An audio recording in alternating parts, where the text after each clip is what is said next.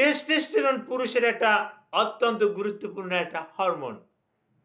এই হরমোনটা পুরুষের আসে বিধেই একজন পুরুষের এই টেস্টোস্টেরন হরমোনের প্রভাব আসে বিধেই সে নিজেকে নিজে দাবি করতে পারে যে আমি একজন পুরুষ। এই টেস্টোস্টেরনটা যদি না থাকে তাহলে সে নিজেকে নিজে কিন্তু পুরুষ বলে সেই রকমের দাবি করতে পারে না। হ্যাঁ, বুঝছেন কোন রকমের কথাটা আমি আপনাকে বুঝাতে চেয়েছি।